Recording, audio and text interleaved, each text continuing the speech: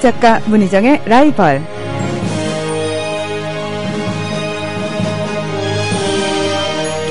우리가 다른 사람의 삶에 관심을 가지는 이유는 단순히 그 사람이 잘 살았네, 못 살았네, 그 사람이 잘하고 있네, 못하고 있네 이렇게 비판을 하기 위해서가 아닙니다.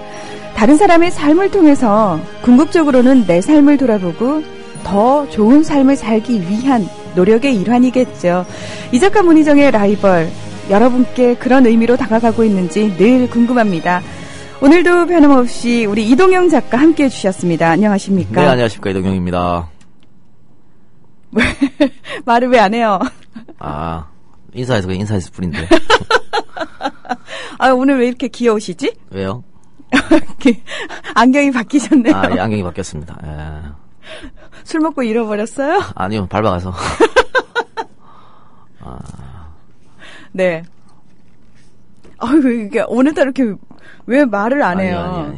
아니요. 원래 말 많으신 분이잖아요. 네. 마이크만 보면은 사족을 못 쓰고. 아니에요. 오늘 날씨가 더운 관계로 네. 좀 축축 처지네요. 그러시구나. 네, 그리고 또 국민 TV 여기는 이제 에어컨을 틀었습니다만 네. 밖에 대기하는 곳은 에어컨이 없기 때문에 힘들었습니다. 예. 죄송합니다. 저희가 귀한 분을 그렇게 허접하게 대접을 했네요. 아닙니다. 괜찮습니다. 예. 에어컨이 없어서. 네, 괜찮습니다. 들어오자마자 빵빵. 예, 시원하네요, 이제. 예. 이제 조금 활기를 되찾으시고요. 네. 아쉬운 대로 바지라도 찢으세요. 저는 한 팬츠를 입고 와서 시원한데, 우리 이 작가님 참 안타깝네요. 네. 예. 자, 이 작가 문희정의 라이벌, 오늘도, 정도전 대 하륜의 이야기 준비되어 있으니까요. 네, 마지막 시간입니다. 그렇습니다. 네. 기대 많이 해주세요. 네. 재수씨, 결혼 축하드립니다. 앞으로도 행복하고. 결혼 축하하고, 오래오래 행복하게 잘 살고. 나의 미래 결혼 생활을 진심으로 축하해줄 사람들과 같이 하는 소규모 결혼식을 생각하고 계신가요? 강남구 논현동에 위치한 벨뷰티아라는 오직 한 쌍의 신랑 신부님, 그리고 혼주와 하객들만을 위한 여유롭고 안락한 일식 장소입니다. 작아서 더 행복한 결혼식. 유부남이 된 걸 환영한다. 앞으로도 좋은 일만 가득했으면 좋겠다. 결혼 축하해. 결혼을 축하합니다. 포털에서 벨뷰티아라를 검색하세요. 예약 문의는 02-512-7996. 돌잔치 및 각종 기업 행사도 예약받습니다. 국민TV 조합원에겐 다양한 혜택을 드립니다. 여러분께서는 국민라디오 이 작가 문희정의 라이벌에 오셨습니다. 최근에 저희가요, 팟캐스트에 올라가 있는 댓글에 대해서 언급을 좀 안 했죠. 근데, 저보고, 너무 이 작가를 좋아하는 거 아니냐. 이런 댓글이 올라와서. 모든 연인들이 저를 오래 보면 빠지게 돼 있습니다. 제가 늘 말씀드리잖아요. 처음 보면 다 저를 재수없다 생각하지만, 한 달, 두 달 만나면 만날수록 빠져든다. 이런 말씀을 드립니다. 그런 면에선 저도 사실 만만치 않거든요. 전혀 공감을 못 하겠네요. 또 저런데 광고 나갈 땐 좋아한다고 그래놓고. 네, 이 작가님 저희가 또 AS 할 일이 있어요, 그쵸? AS가 아니고요. 네. 제가 좀 보다가 화가 나서.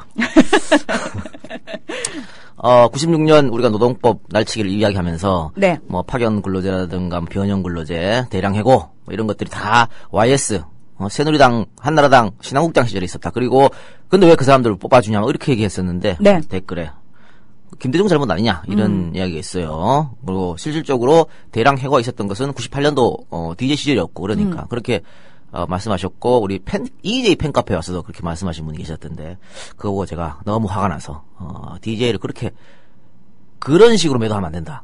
저는 그렇게 생각합니다. 일단은 96년도 이 노동법 YS 정권에서 노동법 날치기 통과하기 전에는요. 비정규직이란 말 자체가 없었습니다. 없었습니다. 파견 근로자 그런 말 자체가 없었어요.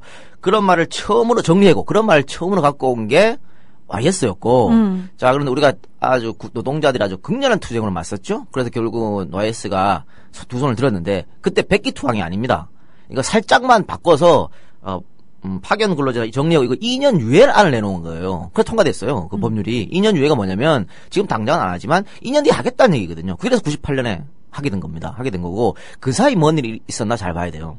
자 96년 그렇게 노동법 날치기 통과해서 일단은 2년 유예를 시켰습니다. 그런데 97년에 IMF가 터졌죠. 그렇습니다. IMF가 터지면서 미국이 여러분 IMF라는데 그 IMF가 아니고 미국이 다 조정하는 겁니다. 자, 미국이 후보 3명을 부르죠.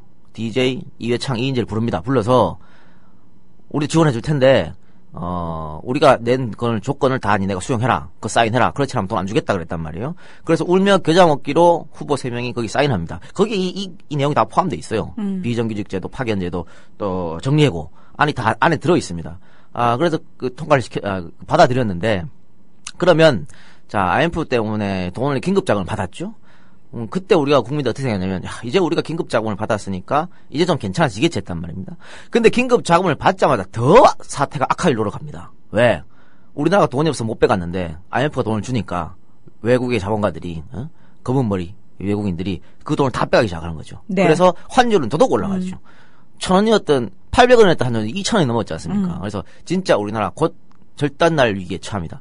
그렇게 되니까 미국이 다시 당선자 김대중을 쪼개 되는 거죠. 돈 더 줄게. 니 그 대신에 이거 안 들어주면 우리 돈 안 준다. 이렇게 된 겁니다. 어떻게 합니까? DJ 입장에서는 DJ가 왜 취임식에서 울었는지를 생각해 봐야 된다니까요. 자기의 살 같은 그 존경하는 국민들, 맨날 사랑한다 국민들을 다 도려낼 수밖에 없는 왜 나머지 국민들을 위해서 그럴 수밖에 없는 당시 상황이었어요. 미국 돈을 못 받으면 우리는 나라가 다 절단 나버리는데요. 그래서 DJ가 오케이 했고 그래서 미국이 뭐라 했냐면 외국 각국 은행 또 국가에다가 한국에서 돈 빼가는 짓 하지 마라 그랬죠. 그래서 소위 말하는 돌아오는 돈들 그걸 다 만기를 연장시켜 준 겁니다. 그래서 우리가 산소호흡기 꽂은 거예요. 그것 때문에 다시 일어설 수 있었던 거죠. 그러니까 이런 거를 제가 만약에 대통령이었어도 그렇게밖에 할 수 없었어요. 나머지 사람들 살려야 될 거 아닙니까? 그러니까 근데 참 그 대통령이라는 자리가요. 여러분 잘 생각해 보셔야 되는 게 일국을 책임진다라는 게 보통 책임감이 아니지 않습니까? 그런 사람이 예를 들어서요. 지금 사실 상황이 이렇습니다. 그리고 미국이 저희한테 그런 걸 요구했습니다. 그래서 저는 이런 심정으로 이렇게 하합니다라고 구구절절 얘기할 수 없는 상황에서 결단을 내리고 그러니까 비난을 다 본인이 감수를 해야 되는 그런 자리거든요. 그러니까 원래 DJ에는 신자유주의자가 아니에요. 이 사람은 신자유주의하고 전혀 관계 없는 사람입니다.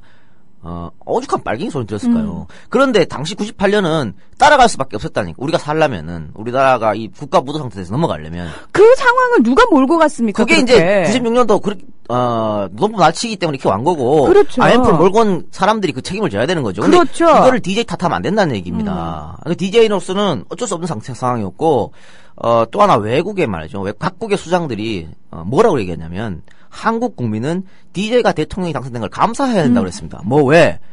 DJ가 대통령이었기 때문에 우리가 돈은 집을 받는 거 유예해주고 돈을 빌려주고 했다는 얘기죠. 그러니까 그만큼 DJ라는 사람이 뛰어난 사람이었고 이 사람이 그냥 뛰어난 사람이 아니에요. 그러니까 민주주의를 위해서 투쟁했다 그 한계로 뛰어난 게 아니고 98년도 97년도 그 위기를 넘어섰다는 사람이기 때문에 대단한 겁니다.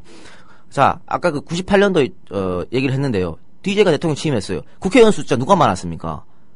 한나라당 사람이 더 많았어요. DJ가 할 수 있는 일은 뭐가 있어요? 여소야대. 예. 국무총리 김종필도 6개월 동안 인준을 못 해가지고 서울이 딱지 달았는데 DJ가 할 수 있는 일이 뭐가 있었냐 말이에요. 이 법안은 누가 만듭니까? DJ가 만드는 게 아니에요. 법안은 국회의원들이 만드는 거지. 근데 이거를 DJ 탓을 몰고 안 된다는 거고 우리가 또 그러면서 승리의 역사를 표현하면 안 된다 그러는데 사실 96년도 우리가 승리한 건 맞지만은 완벽한 승리가 아니었습니다. 왜? 당시 민주노총 지도부가요. 더 몰고 갈 수도 있었거든. 그러니까 아까 말씀드렸던 2년 유예안 그것까지 다 철회해볼 수도 있었어. 네. 그런데 선거가 얼마 안 남았으니까 뭐라 했냐면 야 우리 투표로 심판하자 이랬단 말이에요. 그래서 나중에 자신들도 민주노총 안에서도 우리가 그때 실수한 게 있다라고 이야기를 했어. 근데 이거를 이렇게 해서 DJ 잘못으로 몰아가서는 안 된다라고 하는 거죠. 그래서 내가 이것 때문에 너무 화가 났어. 지금 선거 기간도 마찬가지입니다. 지금 보십시오. 우리 야권은 선거지 한 달 앞도 안 남았는데요. 이리저리 다 갈기갈기 찢어집니다, 지금. 다들 싸우고 난리 났죠. 근데, 세월호 침몰 사건 있었지만요, 새누리당은 똘똘 뭉치고 있죠. 그래서, 뭐 얘기만 하면 선동꾼 아니야? 이런 식으로 뭉치고 있습니다. 그러니까 이런 식으로, 누가 봐도 명백한 YS의 잘못 같고 DJ의 잘못이다 하면 안 된다는 거지. 예? 내가 리플을 보고 또 우리 팬카페 올라온 글을 보고, 너무 화가 나서 오늘 AS를 해야겠다는 생각에서 이렇게 말씀드립니다. 어쨌든, 여러분들이, 아주 쉽게, DJ나, 이렇게 욕할 수 있는데, 그때 상황을 자세히 살펴보면 그럴 수밖에 없었다는 상황을 좀 이해를 해주시라는 겁니다. 그러니까 카드 남발도 마찬가지죠. 카드 남발도 대중형의 큰 잘못된 정책 중에 하나지만 왜 그 정책이 나올 수밖에 없었는지 생각해봐야 되지. 그런 점에서 말씀드리는 겁니다. 아, 이게 오랜만에 DJ 빠로서 흥분을 했네요, 제가. 예. 아이쿠. 이건 뭔가요? 어제 정몽준 눈물 연기에 대해 한마디 해주세요. 글쎄, 설마 그게 좀 연기였을까요? 글쎄, 나이 그렇게 드시고 그걸 연기를 했을지라고 생각 안 하고요. 그런 것 같아요. 어쨌든, 자식 문제에서만큼은, 뭐랄까, 전부 집어보는 거 따로 없지 않겠습니까? 자식의 잘못이 컸기 때문에 아마 마음고생이 좀 있었지 싶습니다. 거기다가 또 와이프도 해서는 안 될 말까지 또 했지 않습니까? 그러니까, 아마, 제가 여러 사고를 칠 때, 우리 아버지 심정이 그랬지 않았을까? 그런 생각을 하면서, 그래요. 어쨌든, 정몽준 씨가 새누리당의 이제 후보로 확정이 됐죠. 네. 박원순 시장하고 싸우게 되는데, 지금 뭐 여론조사 이런 걸 봤을 때는 무난하게 박 시장이 승리하지 않을까 싶어요. 왜냐면 강남 3구에서도 박 시장이 이기고 있으니까. 그러나 여러분, 결과 나오면 강남 3구 절대 못 이깁니다.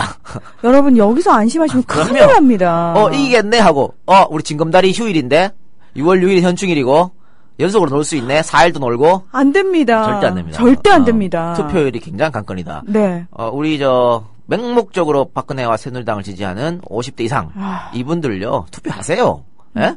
뭐 징검다리 휴가 그런 게 어디 있어? 투표하신단 말이에요. 근데 제가 봤을 때는 또 그날 말입니다. 4일날 당일 4일날 놀지 않습니까? 6일날 놀잖아요. 그러니까 5일날 또 뭐 월차내가 이래갖고 휴가를 잘 많을 것 같은데 아마 또 사상 최대로 김포공항이나 인천공항 벅짝벅짝 거릴 겁니다. 그렇게 하면은 이길 수 없습니다. 아니 정 놀러 가고 싶으시면요 미리 투표하세요 지금. 네. 부재자 투표하시고 미리 투표해 가면 되잖아. 조금 내가 불편하더라도 그렇죠? 그러니까 지금 원래 지방선거 투표율이 상당히 약거든요. 60%가 안 됩니다. 이게 아무리 가면 갈수록 이렇게 더더욱 떨어질 텐데 이 투표율이 낮으면 야권이 불리하다. 이건 뭐 확실한 거니까 여러분들 많이 투표에 참석해 주시기 바랍니다. 반드시 하셔야 되는 겁니다. 예. 그 투표 기본권이죠. 그것도 행사하지 않고 이 땅의 민주주의가 어떻고 저떻고 나라가 살기가 좋네 어떻고 저떻고 할 자격이 없으신 겁니다. 그렇죠. 그러니까 예. 우리가 뭐 세상을 바꾸자 이렇게 하면서 가장 중요한 정말 뭐 4년마다 한 번 돌아오는 5년마다 한 번 돌아오는 그 투표를 안 한다면 어떻게 세상을 바꾸겠습니까? 투표 안 하신 분들은 욕하지 마십시오. 예. 촛불 집회 100번보다 투표 한 번 가는 게 훨씬 낫습니다. 여러분. 그러니까 투표장 아니 지금 촛불 집회 계속 하지 않습니까? 눈 하나 깜짝합니까? 저 인간들이? 눈 하나 깜짝 안 해요. 근데 투표해서 바꿔버리면 되잖아 그거를. 이 얘기하면 또 선동이라 그럴지 모르겠습니다만 저는 촛불 집회보다는 좀 강력한 투쟁을 원합니다. 그러니까 투표를 제대로 했는데도 불구하고 사실 개표 부정에 대한 얘기가 끊임없이 그 의혹이 제기가 되고 있지 않습니까? 그래서 불안하신 분들 많으신 것 같은데요. 그렇기 때문에 확실하게 이겨야 되는 방법밖에 없는 것 같습니다. 네. 예. 알겠습니다. 자 그러면 우리 할 걸 해야죠. 네, 우리 정도전 대 하륜 마지막 시간입니다. 어떻게 그 뒤로 그 드라마 좀 보셨어요, 정도전? 전혀 못 봤습니다. 근데 그게 굉장히 오래전에 했더라고요. 벌써 몇 개월 됐더라고요. 예. 저는 시작한 지 얼마 안 된 줄 알았는데, 근데 요즘 슬슬 또 무슨 뭐 역사를 왜곡하고 있다 이런 얘기도 나오고 있긴 하던데, 그래도 그나마 기양우나 명성황후 같은 드라마 아니니까, 여러분들, 보시고 좀 의문나는 거 있으면 뭐 직접 또 찾아보면 되지 않습니까? 저는 잠깐 지나가듯 봤는데요. 네. 이 드라마는 반드시 남자 작가인가요? 작가가? 글쎄 모르겠습니다. 그 대사에서 느껴지는 게 어떻게 하나같이 다 멋있는 말만 자꾸 하더라고요. 그래서 보면서 그러니까 요즘 진짜 작가들 참 멋있겠어요. 대단하신 분들. 그러니까 대사가 정말 멋져. 그게 SBS의 추적자인가요? 있어. 박근영 씨 나온. 그것도 대사 하나가 예술이었어. 그 얼마 전에 끝난 세븐데이즈에서 그 손현주 씨가 대통령으로 나왔는데 그 대통령의 대사가 또 굉장히 멋있었다고 그런 얘기들을 하더라고요. 그러니까요. 예. 대단한 사람들이. 자, 그런데 우리 게시판 지금 중에 쥐약반 당님께서 누구를 찍으라고 서울시장을 제외하고 민주당을 찍으라고 이렇게 말씀하셨었고 바운스님께서는 동영형 경기도 사는데 김진표를 찍어야 하나요? 남경필을 찍어야 하나요? 자, 이렇게 말씀하셨습니다. 이게 뭐 어렵습니까, 이게? 아니, 김진표라는 인물이 어떤 인물인지 저도 잘 압니다. 제가 와주테이 막디들에서 김진표라는 굉장히 많이 비판했어요. 그리고 이 사람 사실을 여러분들 심정 잘 알아요. 그리고 이번 새정치연합 같은 경우는 제가 전략공천 광주에 한 거 굉장히 비판했는데 전략공천은 사실 이런 데다 해야 되거든요. 경기도지사 이런 데다가 아니 김상곤 씨는 교육감독 사퇴하고 왔잖아요. 네. 김상곤 씨라든 원혜영 씨라든 했어야지. 이 뭐야 김진표가 되고 이런 데다 전략공천 해야 되는데 그거는 못하고 말. 그래서 내가 비판하는 건데 그렇다고 뭐 어떻게 합니까? 포기하실래요 선거? 아니면 남경표를 찍으실 겁니까? 자기가 경기도지사가 돼서 대통령을 지키겠다는데 경기도지사가 대통령 지키는 자리인가? 경호실장이야 뭐요? 그런 사람 뽑으실 거예요? 이 답은 그냥 뻔하게 나온 겁니다. 제가 소위 말하는 제3세력이라 통합진보당 이쪽 세력을 별로 좋아하지 않습니다. 왜 좋아하지 않냐면 딱 하나예요. 좋아하지 않는 이유는 그분들은 DJ와 YS를 같은 사람으로 봤어요. DJ가 집권하나 YS가 집권하나 똑같다. 노무현이나 이명박이랑 똑같다 이랬습니다. 노무현이 집권하나 이명박이 똑같다. 그러니까 찍을 필요 없고 우리 찍어달라고 그랬거든요. 어떻게 똑같습니까? DJ 시절 노무현 시절하고 YS 시절 이명박 시절 박근혜 시절이 같습니까? 전혀 다릅니다. 왜 그걸 같다고 생각하세요? 조금이라도 더 나는 쪽에 투표하는 게 그게 정치고 선거지요. 통합진보당이 최선을 칩시다. 그런데 선거는 최선을 뽑는 게 아니에요. 그게 현실적이 아니니까. 최악을 피하는 게 정치입니다. 지금 최악이라고 하는 집단이 계속해서 60년, 70년을 정권을 잡고 있는데 포기하실 겁니까 그러면? 차악이라도 찍어야 될 거 아닙니까? 그래, 자, 이렇게 봅시다. 그러면 민주당이 차악입니다. 근데 민주당이 선이라고 얘기 안 해요. 악이에요, 그래. 차악이면 민주당을 찍어서 민주당이 40년, 50년 갔다. 그럼 그때 또 그 차악이 있을 거 아니야. 그렇죠. 그럼 그때 가서 차악을 뽑으면 돼요. 새누리당 일단 물리치고, 여러분들, 나머지 인생 중에 그날이 안 올 수도 몰라요. 그러나, 여러분들 자식들, 자손들, 손자들한테 올 수 있잖아. 그런 세상을 물려주면 될 거 아닙니까? 이거는 고민할 필요가 없는 이야기예요. 네. 우리 허허님께서 뭐 시간 없다고 투표 못하고 어렵다고 그러는 젊은 분들 많은데 제가 대선 때 5시 50분부터 투표장 가 있었는데 새벽에 일 나가시는 50대 60대 일용직 분들 100명 정도 다 투표하러 영하 10도에도 줄 서 계셨습니다. 저도 30대지만 부끄럽더라고요. 20대 30대 반성해야 됩니다 하셨어요. 제가 아까 드라마 제목 잘못 얘기했나요? 드라마를 안 봐서 죄송합니다. 세븐데이즈인가요? 죄송해요. 뭐라 했습니까? 뭐라고 했는지 기억이 안 나요. 그래, 예, 죄송합니다. 드라마를 요즘 거의 안 봐서. 저도 지금 드라마를 거의 안 봐서, 예, 죄송합니다. TV를 볼 시간적 여유가 없어요. 그렇죠. 예. 저는 요새 신문 볼 시간도 없어요. 참, 안타깝네요. 네, 안타깝네요. 예. 정도전 드라마 보실 시간 없으신 분들, 그래도 라이벌은 다 들으시더라고요. 고맙습니다. 고맙습니다. 이거는 뭐 사실 그냥 귀에 꽂고, 다른 일 하시면서 들을 수 있으니까. 그렇죠? 그래서 많이 듣는 건데. 감사합니다. 3데이즈라고요? 드라마 제목에 데이즈. 세븐데이즈가 아니고, 그렇군요. 예. 그리고 이거 뭐, 닭깎이 마사오님께서 6월 4일 대법원에서 근무하지 않나요? 이렇게 했는데, 이게 또 문제예요, 이거. 나라에서 임시 공휴일을 지정했으면 다 쉬어야지. 이런 것들이 전부 뭡니까? 투표를 낮추려고 하는 그렇죠. 작태거든요. 작태입니다. 지금 새누리당에서 원래 이 투표율 높이는 것은 여야가 따로 없습니다. 보수 진보가 따로 없죠. 당연히 높여야 되는 거죠. 그런데 투표율이 높아가면 지들이 불리하니까 어떻게 해서든지 투표율 낮추려고 노력하는 거죠. 거기다가 그래서 우리 지금 6시까지입니까? 네. 8시 연장하는 거. 예, 연장하는 거. 결사 반대하죠. 네. 결세 반대하고 중앙일보 김진 같은 사람은 8시까지 뭐 연장하면은 개표 방송 새벽까지 보는 그 다음날 출근을 못 한다. 이런 말도 안 되는 소리를 하고 그걸 논리라고 뭐 그런 주장도 하면서 안 된다 그러는 거예요. 거기다가 선거 연령을 좀 낮추자. 청소년단에 주기 위해서 한 살 정도 낮추자. 그것도 엄청나게 반대하고 있습니다. 참. 네. 여러분 여기 소금 안 되시다. 어떤 일이 있어도 투표는 하시라 말씀드리겠습니다. 네. 20, 30대들 중 일부는 투표의 필요성을 몰라요. 내가 투표한다고 되나? 이런 델꾸와 정말. 이런 애들 정말 예. 그래. 예. 이건 뭐 빨리빨리 합시다. 예, 저희가 지금 흥분해가지고. 예. 어쨌든 소중한 투표 그리고 꼭 투표하실 사람한테 하시라고 말씀드리겠습니다. 마음에 안 드는 사람이어도 누구는 좋아서 투표하겠습니까? 그렇게 따지면 내 마음에 내 입맛에 맞는 사람이 몇 명이나 됩니까? 누가 있겠어요. 네. 그러니까 여러분들 잘 선택하셔서 현명한 선택을 하시기 바랍니다. 네. 자, 저번 주 시간에 말이죠. 살꼬지 이야기하다가 살꼬지 이야기했어요. 살꼬지의 유래. 예. 그렇죠? 살꼬지 유래가 대해서 얘기하는데 뭐 그런 살꼬지 유래가 하륜이 그렇죠? 이 방언을 살리기 위해서 머리를 썼다. 그렇게 말씀드렸습니다. 그거 말고 뭐 한 두 가지 정도 유래가 있는데 그건 뭐 중요한 거 아니니까 넘어가고요. 자, 그러면 다시 한번 정도전으로 가볼까요? 우리가 첫째 시간은 정도전 이야기했고 네. 두 번째 시간은 할인 이야기. 세 번째 시간은 두 사람의 이야기를 섞어서 이야기하면서 마무리하는 걸로 그렇게 합시다. 자, 이성계가 이제 이성계의 힘을 정도전이 업었죠. 서로의 필요에 의해서 업고 이성계가 위화도 회군을 해서 정권을 잡습니다. 그리고 최영일파를 제거를 하죠. 그럼으로써 정도전은 밀직부사로 승진하고 개혁 작업에 착수합니다. 여기서 이제 이성계의 브레인 역할을 이제 완벽하게 실시하는 겁니다. 그러니까 여기서 말하는 개혁 작업이라는 게 뭐냐면요. 기존의 기득권 세력들의 힘을 빼는 겁니다. 권문 세력들. 그 사람들 힘을 빼는 건데, 그렇게 해서 실시한 게 바로 이제 조세 제도하고 토지 제도의 개혁입니다. 그렇죠? 왜?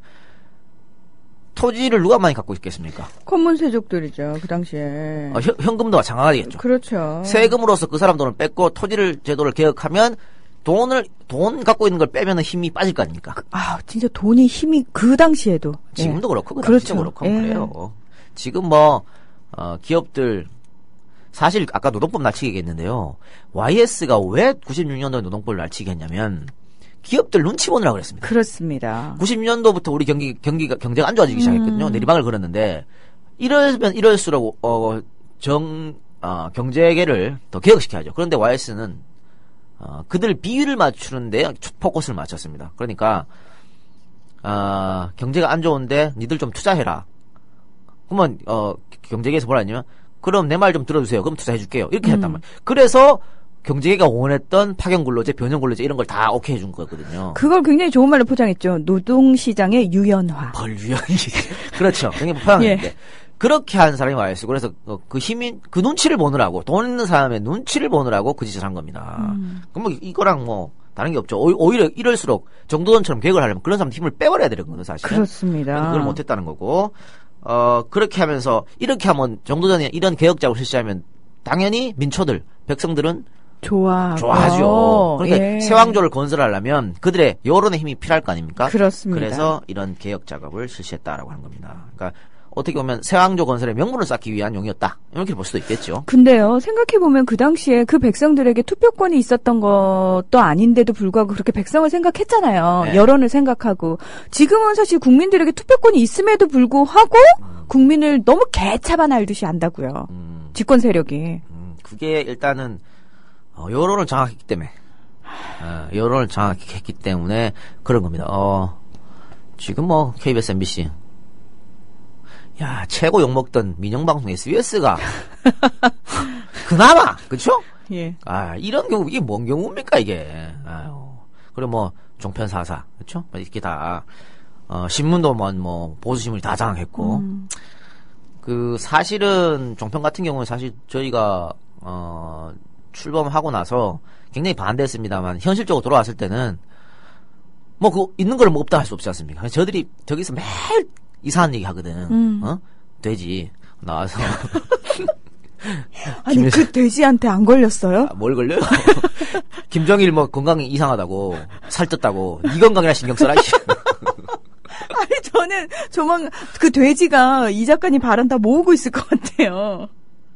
뭘 내가 뭐 잘못 말했어? 틀린 말 했나? 그러니까 그러면 맨날 이상한 소리 하잖아요. 네. 그러니까 그런 이상한 소리 하는데 이제 현실이거든요. 이거 우리 저 식당 같은 데 한번 가보십시오. 딱 그거 틀어놓고 있어요. 그러니까 그분들이 맨날 그거 틀어놓고 그런 이상한 얘기 들으면요 세뇌 당한다니까요. 세뇌 당해요. 세뇌 당해요. 그러니까 우리 저 진보적 인사도 나가야 된다니까. 그 나간 거 욕하지 마시라니까. 그렇게 필요한 거고 또 하나는 지금 계속 지금 적자거든요. 정부 출범하고 그러니까 온갖 특혜를 받았음에도 계속 적자를 면치 못하는데 계속 적자 되면 어떡합니까? 망하지 뭐. 네, 문 닫아야죠. 문 닫아야 계속 적자인데. 네. 그러니까 이 사람들이 지금 광고 시장에 사활을 걸고 있거든요. 그렇죠. 그래서 KBS 수신료를 인상시키려고 하죠. 그렇습니다. 그러니까 여러분들 KBS 수신료 인상 결사 반대. 결사 반대해야 됩니다. 아니 KBS 광고 줄이지 마. 지금 그냥 지금 수신료 받고 광고 줄이지 마. 그럼 됐지요? 그쵸. 아니, 국민들 원하지, 우리 안 오네요. 광고 줄이지 마세요. 광고 계속 하세요. 예. KBS에서 광고하잖아. 예, 광고하세요. 그래, 해. 예, 그거 줄이려 그래. 뭘 그걸 줄이시고 굳이 수신료를 올리시겠다고, 그리고 그 광고를 종편해 주시겠다고. 예. 그게 웃긴 게 아닙니까? 우리가 항상 비난하는 게, 우리 법률상에, 지금 우리 정부가 세수가 늘 부족하죠. 그래서 네. 가장 쉽게 얻을 수 있는 게 간접세예요. 그렇습니다. 이거 원래 세금 직접세 아닙니까? 문화라우사가 나보다 돈 많이 벌면 나보다 더 좋은 세금을 더 내는 거 당연한 거고. 당연한 거죠. 그런 건데 지금은 간접세 비중을 높여가지고 말이죠. 지금 제가 커피 마시고 있는데 많이 버나 적게 버나 지금 똑같이 내야 돼요. 그렇죠. 예. 똑같이 우리 이 3,500원 커피가 제가 조합원에서 2,500원 아닙니까? 네. 그럼 부가세 250원 세금 내야 되잖아요. 네. 이거 네가 여기서 사 먹어도 250원. 나도 내도 250원 똑같이 내는 겁니다. 이거랑 마찬가지예요. 수신료 뭡니까? 저기 강원도 TV 잘 지직거리는 할머니. 그분도 2,500원. 오르면 이제 4,000원 내야 되는 거고. 네. 이건희도 4,000원 내야 되는 겁니다. 이게 뭐냐고 이게. 그러니까요. 아유, 나쁜 놈들 말이죠. 깜짝 놀랐습니다, 지금. 아니, 이런 거 올리지 마세요. 파트러시님, 눈 베렸네요, 순간. 네. 예, 당황스러워라. 네. 예, 사진을 올리셔가지고. 예. 자, 그렇고. 그래요. 그래서 하여튼 그런 것 때문에 정도전이 개혁 작업을 착수했다. 이렇게 보여지고요. 그런데 당시까지만 해도 정몽주와 정도전이, 같은 편이었다고 봐야 되거든요. 그러니까, 위화도 해군에 같이 찬성하고 네. 그랬습니다. 그런데 이 정몽주가 이성계를 제거할 목적으로 정도전을 탄핵시킵니다. 뭐냐면, 위화도 해군까지는 오케이 했지만, 정몽주는, 세왕조 건설에는 반대했죠. 예. 그러니까, 이성계의 힘을 빼려면, 정도전부터 제거하면 된다고 생각한 겁니다. 그래서 정도전을, 쫓아내는데요. 그렇게 하고, 정도전이, 인신 공격성 발언을 합니다. 그럼 뭐라고 얘기하면 정도전은 가풍이 부정하고 파괴가 불명함에도 큰 볕을 받아 나라를 어지럽히고 있다. 이렇게 말했거든요. 이거 뭐냐면 정도전이 출신 성분이 불분명하다. 이런 얘기입니다. 우리가 흔히 가족은 건드리지 맙시다 뭐 이런 얘기하고 집안은 건드리지 맙시다 이런 얘기하는데 건드리셨네요. 이게 요즘 말로 하면 그런 거지요. 대중형이나 무연형이 학벌로 공격받은. 그러니까요. 그거랑 똑같은 겁니다. 예. 뭐 대학교도 안 나온, 이러면서 여러분 이게 잘 모르시는 모양인데 그래도 대중형은 덜 공격받았어요. 왜냐면 그 민주화 투쟁의 역사가 있거든. 그 오랫동안. 그러니까 차마 고등학교밖에 못 나왔다고 욕을 못 한 거예요. 근데 무연형은 여러분이 상상한 것 이상으로 공격받았습니다. 대학 못 나왔다고. 그러니까 뭐라 그랬냐면요. 대학을 못 나온 거를 제대로 된 교육을 받지 않은 거라 얘기했거든요. 야, 고등학교까지 졸업했는데 제대로 된 교육을 안 받았다는 건 뭔 말입니까? 우리나라의 교육제도가 잘못됐다는 얘기입니다. 제대로 된 교육을 받지 못해서 인성이 잘못됐다고 얘기한 거예요. 아이고, 우리나라 교육제도 다 뜯어 고쳐야겠네요. 아유. 예. 그래서 그렇게 공격했는데 그거랑 이거랑 아마 비슷할 겁니다. 그게 뭐냐면요. 정도전의 아버지, 정웅영의 장모, 즉 정도전의 외할머니가 예. 승려 김진과 여자 노비 사이에서 태어납니다. 그렇습니다. 그러니까 이게 그 뿌리 씨앗이 안 좋다 이렇게 공격한 거죠. 그리고 승려 김진이 단양우씨 우현보 집안의 인척이었다라고 하는 겁니다. 그래서 이거 뭐 길게 설명하지 못하는데요. 하여튼 결국은 그래서 우현보 집안의 자손들이요. 또 우현보가 이 정도전을 굉장히 공격했습니다. 야, 정도전 저거 어차피 옛날에 우리 집안에 그 몹쓸 사람 이게 이렇게 된 거거든요. 그래서 정도전이 뭘 할라 그러면 반대하고 괴롭히고 뭐 그랬단 말이죠. 그러니까 정도전이 아마 여기에 울분을 느껴가지고 나중에 결국은 정도전이 집권을 하고 말이죠. 우현보 집안을 아주 박살냅니다. 복수는 처절히 한다고. 그래서 우현보는 경주로 유배시키고 그 손자 장손이죠. 공개 처형했고 세 아들은 때려 죽였습니다. 때려 죽였기 때문에 아주 피해 복수를 정도전이 감행했는데 어쨌든 정몽주가 이런 그의 핏줄을 가지고 공격해가지고 그를 탄핵했다라고 하는 겁니다.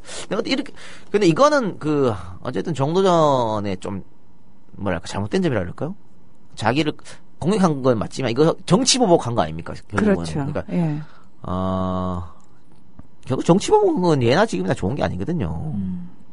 근데 어느 선까지를 단죄를 하는 거라고 얘기를 하고 어느 선까지를 정치 보복이라고 할지에 대한 그 경계가 참 모호하다라는 생각이 들 때가 저는 좀 많은 것 같아요. 왜 우리가 역사적으로 봤을 때 역사적 단죄를 제대로 하지 못해서 사실 나라가 지금 이 모양 이 꼴이다라는 얘기 굉장히 많이 하지 않습니까? 근데 우리 입장에서는 역사적 단죄라고 얘기를 하지만 반대편에서는 정치적 보복이다 그건 이렇게 얘기하기도 한단 말이죠.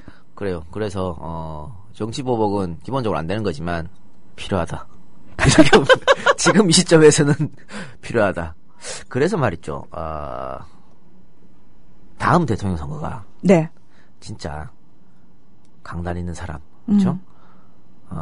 뭔가 할 수 있는 사람이 했으면 좋겠습니다. 이걸 정말 잘못된 걸 다 뜯어고치고 말이죠. 그러니까 반대편에서 문제 제기를 했을 때요. 피하고 좋게 넘어가려는 사람 말고요. 정면으로 오케이. 공격 받아들이겠다 이러고 같이 싸울 수 있는 사람이었으면 전 좋겠어요. 그게 제일 먼저 뭐가 이루어져야 되냐면요. 언론 개혁이거든요. 네. 그래서 DJ가 집권하자마자 세무조사 실시했죠. 그거 어떻게 했습니까? 난리가 그런 난리도 없었습니다. 그렇죠? 중앙일보 기자 형님들 자기 사주 구속된다고 그 앞에 가갖고 사장님 힘내세요. 그거 외치고 미친 그런 우리의 어두운 역사가 있었지 않습니까? 근데 당시 여당 민주당도 그 대통령의 언론 개혁 작업에 반대했어요. 미친놈들이. 유일하게 한 사람만 거기에 동참한 사람이 누굽니까? 무현영이죠. 그렇죠. 해수부 장관 집 걸고 막 싸우고, 그래서 엄청나게 고통받으셨죠. 그러니까. 예. 그러니까 당시 대중행위 할 때 여당에서 그 몇 명 안 되는 국회의원이 다 힘내가지고 합시다 했으면 그걸 못하고 말이지. 그러니까 이번에도 그래서 결국은 그게 흐지부지 됐거든요. 언론 개혁이. 그러니까 우리가 그러잖아요. 그 영화 친구 대사는 보면 네. 나오는데 사람을 잡을 때는 다시는 난 이게 보지 못할 때 잡아야 어설프게 잡으니까 지금 쟤들이 또 조중동에 또 저들은 거거든. 아유, 자꾸 거친 표현이 생각나네요. 어설프게 밟으면 다시 기어오르죠. 그러니까. 예, 제대로 밟아야 되는 거죠. 꼭 예. 그런 게 필요하다라고 저는 생각합니다. 그런 분이 나오시면 진짜 참 좋겠네요. 네. 예. 우리 얘기로 돌아가면요. 결국은 이렇게 탄핵당했던 정도전은 정몽주가 선주교에서 피살당하지 않습니까? 네. 그리고 나서 이제 복귀할 수 있었습니다. 복귀해갖고 이성계를 왕으로 추대하고 조선 건국의 기초를 닦는다라고 하는 겁니다. 그래서 뭐 편민사목 이런 걸 맨 처음에 지었는데 이게 뭐냐면 요즘 말로 하면 공약 같은 겁니다. 새왕조 건설의 공약 이런 거겠죠. 그 다음에 역사서 편찬 네. 교육 또 법률 제도 문물을 정비하고 또 병권까지 장악했거든요. 그래서 당시에 사병을 혁파하면서 군제 개혁까지 당했어요. 근데 이걸 확실히 못했으니까 이방원이 한테 당한 거겠지. 그렇죠. 사병을 혁파하는데 제대로 못했다. 그 다음에 한양으로 천도했죠. 네. 그리고 도성의 위치, 설계, 궁궐의 이름, 사대문 이름, 이게 다 정도전 머리에 나왔습니다. 그러니까 거의 모든 분야에 정도전의 이름을 올렸을 정도로 조선 이성계가 조선 개국할 때 브레인 역할을 톡톡히 했다라고 하는 거겠죠. 자, 이렇게 정도전은 자신이 생각한 새왕조 건설을 위해 착실하게 움직였습니다. 근데 이렇게 정도전이 자신이 생각한 새왕조 건설이 뭐냐면 바로 신권에 강하고 신권을 바탕으로 한 통치였거든요. 그래서 정도전이 술만 취하면 그렇게 말합니다. 한 고조가 장자방을 쓴 것이 아니라 장자방이 고조를 쓴 것이다. 이렇게 말한 거죠. 이건 뭡니까? 결국은 이성계가 날 쓴 게 아니고 내가 이성계를 썼다. 이런 이야기죠. 웬만한 자신감 아니면 그렇습니다. 그런 말을 할 수가 없지 않겠어요? 정말 예. 정말 지나친 자부심이다. 라고 할 수 있겠죠. 결국은 이 지나친 자부심이 그를 죽음으로 몰고 갔지 않았냐 싶습니다. 삼국지 생각이 나는데 관우도 이 자부심 때문에 명을 제촉했거든요. 이 작가님! 저도 조금 요즘에 겸손해지려고 노력하고 있습니다. 자부심 때문에 한 방에 가지지 않을까 싶은데. 예. 한 방에 가지 마요. 예, 여러 방에 가겠습니다.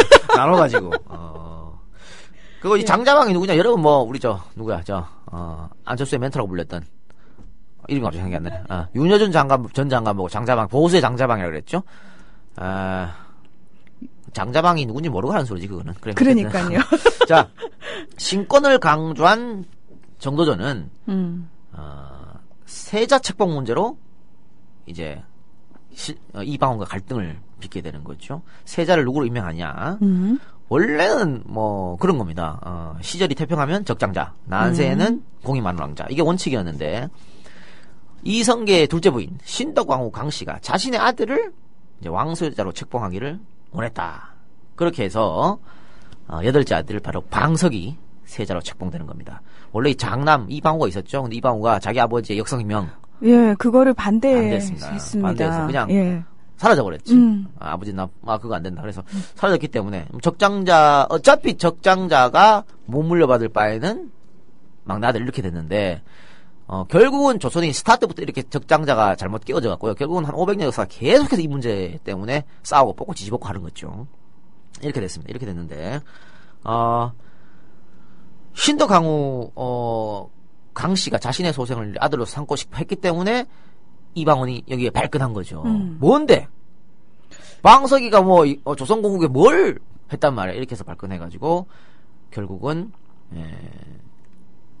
이방원 손에 의해 정도전이 피살당하는 그런 단초를 제거하는 거죠. 그러니까 이 방석 세자책봉에 정도전도 오케이 했으니까. 그리고 그렇죠. 방석을 직접 세자를 가르치는 역할을 또 정도전이 했습니다. 그러니까 정도전한테 태조 이성계가 그 부분을 맡긴 거죠. 예. 그러니까는 이방원 입장에서는 화가 날 수밖에 없었고 결국은 이방원이 이 불만을 품고 거사를 한 건데요. 그러니까 이방원이 이 신덕강후 강씨를 얼마나 싫어했냐면요. 네. 이성계 사망 후에 이방원이요 신덕강후 무덤에 있는 그 돌로 된 성물들을 모두 걷어냅니다. 그리고 그 성물로 청계천이 시작되는 그 앞에 해정교라고 다리를 지었습니다. 그 돌로 뭡니까? 지나가는 사람이 다 밟고 다니라. 그만큼 싫어했어요. 그러니까는 그 싫어하는 사람의 아들을 세자로 책봉하는데 찬성한 정도전은 좋아할 리가 없겠죠. 근데 이런 정도전의 선택은 뭐냐면 결국은 신권강화였거든요. 왜? 누구나 이방원한테 야망이 있고 이방원이 조선 개국에 공을 세웠다는 건 누구나 압니다. 하지만 그가 왕이 됐을 경우에는 그렇죠. 다시 왕권이 강화되죠. 정도전이 뻔하니까. 내 마음대로 못한단 말입니다. 그렇죠. 그러니까 내 마음대로 할 수 있다고 생각하는 좀 만만한. 그렇습니다. 네. 그래서 어릴 때부터 가르치는 겁니다. 그러니까 내가 스승이잖아요. 나중에 세자가 정말 왕이 돼서 커도 함부로 나한테 못한다는 얘기지. 그렇죠. 그런 걸 노렸는데 이방원의 야망을 너무 작게 생각했다. 정도전이. 그래서 뭐가 일어납니까? 우리 저번 시간에 언급했던 저희 1차 왕자의 난. 1차 왕자의 난이 일어나는 겁니다. 그래서 남문에 지금 광화문에 있는 자리인데요. 남문 첩의 집. 네. 남문 첩의 집에서 술 마시다가 당했어요. 역시 술은 항상 조심해야 된다. 이런 말씀을 드리겠습니다. 그런 얘기를 하면서 본인이나 술 좀 조심해요. 정말. 알겠습니다. 술 먹고 안경도 밟고. 알겠습니다. 그런 이 살해당했는데 당시 실록의 기록을 보면요. 네. 정도전의 최후를 굉장히 뭐라 그럴까 폄하했다 그럴까요? 안 좋게 그렸습니다. 이건 뭐 이제 승리자의 기록이니까 그렇다고 볼 수 있겠죠. 그렇겠죠. 정도전이 뭐 엉금엉금 기어 나오고 목숨을 살려달라고 빌었다 이런 식으로 기록했는데 당시 실록 기록을 한번 살펴봅시다. 민부의 고변을 들은 이방원이 그러니까 민부가 뭐라 했냐면 첩에 불을 질렀거든요. 네. 그 남은 첩집에. 그러니까 그 불을 보고 정도전이 민부의 집으로 도망갑니다. 그래서 민부가 우리 집에 배가 뚱뚱한 사람이 들어왔어 이렇게 일러 바치는 거죠. 배가 뚱뚱한 사람이 정도전이었거든요. 그래서 그 고변을 듣고 이방원이 그 사람이 정도전이다 잡아오라 그래가지고 잡아왔습니다. 그리고 정도전이 잡아올 때 아까 말씀드린 것처럼 기어서 나왔다. 이런 얘기고 그래서 마지막으로 정도전이 한 말이 그거랍니다. 이방원에게 죽기 전에 한마디만 하게 해달라. 예전에 당신이 날 살려준 것처럼 이번에도 살려달라. 이렇게 말했던 거야. 비굴한 죽음이죠. 그런데 이방원이 그냥 가차없이 목을 쳤다는 얘기인데 이게 이제 태조실록에 나오는 이야기입니다만은 이건 뭐 승리자의 기록이라 보고요. 오히려 삼봉집 이거는 이제 정도전의 관점에서 기록한 거죠. 그렇죠. 삼봉집에 수록된 정도전의 마지막은 그렇지 않습니다. 삼봉집에 수록된 정도전의 마지막은 시를 썼다, 한수 썼다 그래요. 이거는 뭐 당시에 지필묵 같은 거 다 갖고 다녔거든요. 네. 그러니까 마지막으로 한마디 하겠습니다 하고 쓰고 죽일 수도 충분히 그런 시간은 가능합니다. 그걸 뭐라고 썼냐면 양조의 한결 같은 마음으로 양조란 것은 고려와 조선 두 나라를 이야기합니다. 공력을 다 기울여 서책에 담긴 성현의 참교훈을 저버리지 않고 떳떳이 살아왔다. 30년간 세월 온갖 고난 다 겪으면서도 쉬지 않고 이룩한 공업.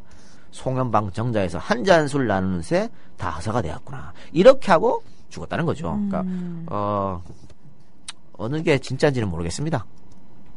여러분들이 판단하시고 어쨌든 그가 이렇게 해서 죽었던 일이 1398년 음력 8월 26일이니까 한 10월쯤 되겠네요. 네. 초가을쯤 됐었고 당시 그의 나이 62세였다라고 하는 겁니다. 그러니까 이렇게 죽었는데 목이 잘려 죽었거든요. 목이 잘려 죽었는데 참수형이죠. 이후로 정도전은 뭡니까? 반역자입니다. 조선의 반역자로 인식이 돼서 조선에서 정도전을 언급하는 자체가 용납되지 않는 그런 삶을 살았다고 하는 거죠.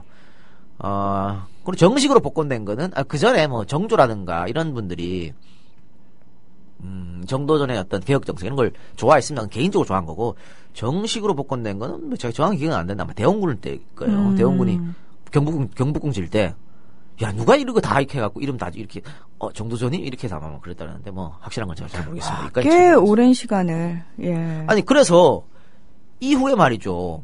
이방은이 정몽주를 자기가 죽였잖아요. 네. 자기가 죽였는데 이방원을 띄워요. 충절의 어떤 대표적인 시나리오로 띄웁니다. 왜 띄웠냐면 정도전을 깎아내리려고 띄운 거거든. 어차피 두 명 다 자기 손을 죽여놓고는 정몽주는 띄우고 정도전은 깎아내립니다. 그리고 그 이후로 조선에서 정몽주가 뭡니까? 사육신, 생육신 이러면서 맞아요. 예. 뛰어난 절개, 충신 계속 이렇게 이어져 온 거죠. 그게 아마 이방은이 의도적으로 그렇게 하지 않았나 싶습니다. 결국은 정도전은 뭐 지금이야 뭐 정도전 재평가 이렇게 해서 개혁 정치가 이렇게 지금 뭐 표현되고 있지만 정도전이 네. 조선 중기만 해도 말이죠. 권력을 쫓은 사람 뭐 이렇게밖에 표현이 안 됐어요. 그러니까 결국은 뭡니까? 정도전은 장자방을 꿈꿨지만 결과는 장자방이 되지 못했다라고 하는 거죠. 이게 뭐냐면요. 장자방이 유방을 앞에 내세워서 한나라를 세웠지 않습니까? 네. 그런데 한나라가 세워지고요. 유방이요. 적장자를 패하고 자신이 좋아하는 후궁의 아들로 후사를 이으려고 그랬습니다. 이때 장자방이 어떻게 했냐면 그 본처한테 가서 본처를 도와줍니다. 결국은 적장자가 받을 수 있도록 도와준 거죠. 그러니까 장자방의 처사와 정도전의 그 처사가 완전히 달랐네요. 시작은 같았습니다만 나라를 세우기 노력하고 이렇게 만든 건 같았습니다만 결과는 정반대였다. 그래서 장자방은 천수를 다 누리고 살았고 정도전은 천수를 누리지 못하고 중간에 그렇게 살해당하고 말았다라고 하는 거죠. 그 여기서 의문이 드는 게 정도전의 신권 강화가 정말 백성들을 위한 일이었는지 아니면 자신의 뜻을 펼치기 위한 조금 이기적인 사심이었는지 그 부분에 있어서 사실 약간 혼란이 오기는 해요. 사실은. 그게 뭐냐면요. 이렇게 보셔야 돼요. 정도전이요. 처음에 그러니까 귀양 몇 년 동안 우리가 첫 번째 시간 언급한 것 같은데요. 귀양 가서 그 백성들의 핍박받은 피폐한 인생을 다 봤다고 보고 뭔가 느꼈다 네. 했잖아요. 그 전에는요. 정도전이 어떤 생각을 했냐면 백성들을 미개하다고 봤습니다. 그 단어. 저 트라우마 생겼어요. 미개라는 단어에. 미개에서 소위 말하는 엘리트들이 이끌면 그대로 따라오는 존재가 바로 백성들이라고 봤어요. 그렇게 봤는데 그 사람들이랑 같이 생활하면서 이게 바뀐 거지. 그러니까는 방금 그 문화랑 말씀하는 그런 거 있었지만 결과는 신권 강화가 자기 개인이 아니고 백성들을 위한 그렇게 컸다라고 보여집니다. 그게 바뀌어 버렸으니까. 그래서 우리가 항상 걱정하는 게 그런 거 아닙니까? 과연 지금의 소위 말하는 엘리트들 이런 분들은 소위 말하는 지금 정치권인 사람 중에 서민 출신이 없잖아요. 네. 그 양반들이 집권해서 과연 서민들의 아픔을 알 수 있을까라는 걱정인 거죠. 그렇게 생각할 수밖에 없는 거지. 그게요. 그 정치권뿐만 아니라 사실 방송사도 어떤 의미에서는 굉장히 큰 권력기관이라고 얘기할 수 있잖아요. 그 기자와 아나운서 된 사람들의 출신 성분을 보면 최근 들어서요. 굉장히 그 좋은 집안 사람들이 많이 들어가거든요. 그런 거 보면은 그들이 하는 얘기가 얼마만큼 듣고 있는 서민들의 가슴에 와서 닿을 수 있는지에 대해서도 저는 의문이 많이 들더라고요. 네. 그렇습니다. 이거 참 시간 얼마 없네. 빨리 갑시다. 오늘 왜 이렇게 시간이 없지? 앞에 그 얘기 하느라고 그랬군요. 예, 뭐 지방선거 얘기하느라 투표 예, 얘기하느라. 예. 자, 그럼 장자방을 아까 설명드렸는데요. 또 하나의 장자방이 있습니다. 바로 하륜 있죠. 하륜. 이성계의 장자방이 정도전을 하면 태종의 장자방이 바로 하륜이다라고 하는 거죠. 이건 뭐 똑같은 거예요. 2인자. 그쵸? 2인자의 처세술이 어떠는지 두 사람이 극명하게 대립되니까 라이벌이라고 똑같은 시대에 살았기 때문에 라이벌이라는데, 자, 1차 왕자에 난 직후에 하륜은 이방원이 1차 왕자를 일으키고 자기 형을 왕으로 세우지 않습니까? 네. 자기가 대신 안 하고 그 정권 하에서 정부 조직 개편을 단행합니다. 이게 뭐냐면요, 신권, 그러니까 정도전이 만들었던 신권 강화, 그걸로 만들었던 정부 조직을 확 뒤집어가지고 신권이 왕권을 침해할 수 없을 정도로 그걸 개편해버렸습니다. 그렇게 개편하고 재상의 권한을 축소하고 이런 여러 가지 일을 합니다. 그리고 2차의 왕자에 난 이후에는 직접 정종한테 가서 내놔, 왕자리 내놔, 정종형 그만해, 누가 만들어줬어 자기 자리, 이렇게 해서 뺏는 거죠. 그래서 왜냐면 이방원이 쪽팔리게 자신이 직접 형 나 좀 줘 할 수는 없잖아요. 네. 그래서 아마 하륜이 이렇게 한 것 같습니다. 그렇게 해서 이방원을 왕위에 올렸고요. 그래서 1401년에 이방원이 왕위에 즉위를 하죠. 태종이. 그때 나이가 55세 하륜. 55세였습니다. 하륜이. 그 다음에 이제 또 왕권 강화책을 여러 개 실시하는데 신문고를 설치한 이유도 바로 왕권 강화책의 일환이었습니다. 우리 보통 왜 드라마 보면은 뭐 통촉하여 주시옵소서 어쩌고 하잖아요. 네. 그리고 상소문 올리는 것도 양반, 관료 이런 사람들 할 수 있는 거죠. 그런데 그게 아니고 백성들이 직접 왕에게 얘기해라. 이렇게 해서 신권을 약화시키기 위해서 바로 이 신문고를 설치했다라고 하는 겁니다. 이런 또 여러 가지 왕권을 견제하는 정책을 실시했는데 그 중에 또 하나 있습니다. 서자 차별제도의 건의였습니다. 그러니까 서자를 차별해라 이런 겁니다. 이건 잘못된 정책이죠, 사실은. 그렇죠. 근데 서자 차별 왜 이렇게 했냐면 이성계의 아버지 이자춘이 있죠. 네. 그러니까 이자춘의 첩의 자식들을 절대 등용하지 마라 이렇게 했는데, 그러니까 지금의 왕 외척을 아예 외척이나 친인척 발언을 금지한 그들이 또 신하가 돼서 왕권을 약화시킬 수 있죠. 그러니까 이런 것 때문에 이렇게 했어요. 그러니까 왕권 강화책을 위해서 여러 가지 다양한 것을 했다. 그리고 정도전과 마찬가지로 하륜도 이방원을 도와가지고 제도와 문물을 다양하게 마련합니다. 아까 뭐 정치 이야기도 했습니다만은 뭐 관복 제정한다든가 여러 가지. 그럼 또 이거 소위 말하는 요즘 말하면 정년을 70세 되면 나가기로. 네, 그런 것도 70세 만들고. 치사법. 예. 그래서 스스로 실천을 했대는데요. 예, 스스로 나갔어요. 그래서 태종이 계속해서 다시 오라 그랬는데 그건 거절했었죠. 뭐 그런 것도 하고 여러 가지 하고 지금 아까 이 정도전이 도성의 이름을 다 짓고 뭐 도로의 이름 짓고 했다지 않습니까? 네. 마찬가지입니다. 하륜도 각 군 이런 이름 짓고 행정구역 나누고 이런 것도 하륜했습니다. 그러니까 완주를 전주로, 계림을 경주로, 서북면을 평안도로, 동북면을 영안도로 바꿨죠. 그러니까 이런 게 정도전과 하륜이 똑같이 조선 초기에 두 사람이 거의 이제 이렇게 하면서 문물과 제도를 확립했다. 이렇게 볼 수 있는 거예요. 정도전이 죽고 나서는 하륜이 그걸 이어받아서 한 거고요. 그러니까 하륜도 개혁 정책을 실시해서 태종을 도와서 개혁 정책 이렇게 했다는 거죠. 다만 두 사람 스타일이 달랐으니까 이렇게 왕권 강화와 신권 강화 스타일이 달랐으니까 라이벌로 바뀐 겁니다. 하륜은 태종의 최측근 인사이고 책사의 한 사람이었죠. 그런데 문제는 뭡니까? 황희처럼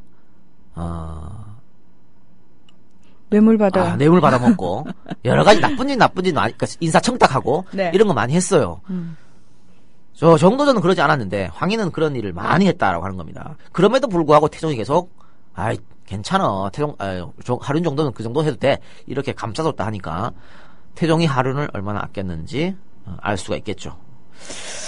대인 관계가 원만하여 오랫동안 정계에 있었으나 정적이 없었다. 이런 평가도 있는데요. 네. 그리고 하륜의 가장 그러니까 이방원이 하륜을 좋아하는 것 중에 가장 큰 게 입이 무거웠다는 겁니다. 황희도 그 그렇지요. 부분이 굉장히 임금의 마음에 들었다면서요. 그 그게 당시에. 옛날에 진짜 뭐 반말은 누가 듣고 남말은 누가 듣는다고. 아니 그래서 정조도 쇼한 거 아니면 어떻게 보면. 그렇죠. 그래가지고 일부러 편지 쓰고 네. 낮에는 와서 나한테 뭐라 그래? 이러고 했던 거 아니잖아요.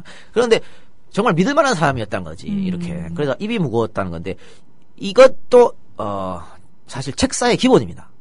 입이 무겁다는 거. 아까 장자방 얘기를 했습니다만은 김대중의 책사 엄창록 씨라고 있죠. 네, 엄창록 그분이 씨요. 정말 입이 무거운 사람이에요. 자기가 책사라고 어디 가서 말도 그러니까 상대방 후보는요. 김대중의 책사가 엄창록인지도 몰랐어요. 그런데 우리 저 보수의 장자방은 막 떠벌리고 다니잖아. 내가 책사다. 그래서 내가 이렇게 하고 있는데 아니 그때 말이야 이렇게 하거든. 그래서 기본이 안 돼 있다고 하는 거예요. 그래서 결국 실패하는 거다. 네. 이런 말씀을 드리네요. 그래. 하여튼 이렇게 하류는 자기 치부를 위해서 노력한 사람인데 태종의 아낌으로 끝까지 정승을 4번이나 했지 않습니까? 그렇게 유지할 수 있었다고 하는 거죠. 그러니까 탄핵 안 당할 정도의 그러니까 왕이 이 정도는 왕이 날 봐줄 거야. 이 정도의 치부를 하지 않았나 싶어요. 그래서 인생은 하륜처럼이란 말이 나오지 않았을까 이렇게 생각합니다. 선을 잘 지켰군요. 예, 속된 표현을 선만 잘 지키면은 예. 그러니까 항상 그 선을 넘어가면은 명을 재촉하게 되죠. 그렇게. 예. 예, 그래요. 그렇게 얘기하다가 역시 그 70세가 자신이 만든 법을 지켰죠. 예. 그래서 물러났고 1416년 조선 왕의 그 조상묘를 살피러 갔다가 객사합니다. 가다가 죽었는데요. 그러니까 건강했었는데 갑자기 죽었어요. 죽었는데 이 사람이 그러니까 이성계 왕묘 뭐 이런 거 이제 보러 간 거 아닙니까? 근데 뭐 야사에서는 그래서 밤에 잘 때 뭐 이성계가 나타나가지고 네가 다 해가지고 우리 아들들 죽이고 다 했지 이렇게 해서 이제 그 악몽 꾸고 나서 그 다음날 죽었다 이런 얘기가 있는 건 뭐 그건 야사겠고 왜냐면 갑자기 죽었으니까 어쨌든 그렇게 말 그대로 죽었고요. 급사. 네, 급사죠. 그래서 우리도 이번에 급사할 뻔한 사람이 있는데 안 돌아가셨죠. 네, 예. 우리 건희 형이 안 돌아가셨는데 이것도 주어를 얘기하면 안 되는 거 아니에요? 뭐 어때요? 정말 급사할 뻔했잖아요. 안 돌아갔다는데. 예. 이것도 소위 말하는 골든 타임. 아. 우리 그 세월호에서 많이 죽은 학생들은 골든 타임을 그냥 허비해갖고 다 상한 거고. 이분은 초기 대응을 굉장히 잘했다고 그러더라고요. 그러니까 예. 이게 뭐한 짓이냐고. 그러니까 초기 대응만 잘했어도 세월호 아니 45분이나 시간이 있었는데 해경이 출동하고 들어가서 애들아 빨리 나와라 방송하고 한마디만 해줬어. 그럼 왜 못 살립니까? 멍청하게 밖에 나가서 구경이나 하고 말이지. 바다에 뛰어든 사람들 건져내고 그거 해경 안 해도 저 옆에 있는 민간 어선들이 다 해요. 예. 뭐 하는 짓이란 말이야. 헬기로 방송하고 들어가서 해야 되지 말이지. 그런 거 하나도 안 해놓고 누구 잘못을 하고. 그러니까 이번 이건희의 생명을 살리는 거 보고 진짜 비교되더라고요. 이게 만약에 일반인이 그런 일 겪어봤어. 이건 뭐 누구나 우리 아버지도 그럴 수 있고 여러분도 아버지도 그럴 수 있잖아요. 그렇습니다. 그런 일을 겪었을 때 과연 우리는 어떻게 할 것인가? 아이 참. 돈 벌어야 되나요? 그러니까 결론은 돈 벌어야 되나요? 돈 벌어야 되나요? 예. 정말 이게 돈 때문에 이런 극명한 차이가 있다면요. 정말 저는 대한민국에 살기 싫습니다. 그런 나라에 또 살 필요가 뭐가 있습니까? 돈 있는 사람은 살고 돈 없는 사람은 죽는 곳에. 예? 국가가 돈 없는 사람들 아니 헌법에 보장되어 있는 거예요. 국가의 책임입니다. 헌법에 보장된 국가는 국민을 재난으로 또 보호하고 목숨을 살릴 책임이 있는 거죠. 그걸 왜 못하는 거예요? 그럼 갑자기 그 대사 생각나네요. 국가란 국민입니다. 그렇죠. 예. 예. 그래서 결국 우리 1분 남았습니까? 예, 1분 남았습니다. 결국은 말입니다. 태종은 이렇게 아까 하륜 죽었다 그랬는데 몹시 아꼈다 했지 않습니까? 그래서 네. 일주일 동안 식음을 전폐했다. 뭐 이런 말이 있어요. 그 좋아요조차 하지 않았다고. 그만큼 아꼈던 사람이었다고. 왜냐면 이게 다 자기 나라의 기초를 만들어줬던 사람 아닙니까? 그렇기 때문에 그런 것 같고 원래 우리 두한이 형도 뻐꺼 형도 우리 김재익수석 죽을 때 그랬거든요. 뭐 시간이 좀 있으면 말씀드리려고 했는데 이건 뭐 시간이 없으니까 결론 내리면 그런 겁니다. 두 사람은 목표는 달랐어요. 그죠? 네. 목표는 달랐지만 과정은 똑같았다. 조선 초기에 그들의 역할 우리가 그걸 이념 때문이나 이런 것 때문에 폄하해서는 안 되고 두 사람의 어떤 혁명적 생각은 똑같았었고 우리도 어떤 조선 초기에 어려웠던 삶에 있어서 그들의 리더십 이런 거 지금의 우리 현대 사회에서 필요하지 않을까 이런 생각을 듭니다. 딱 맞게.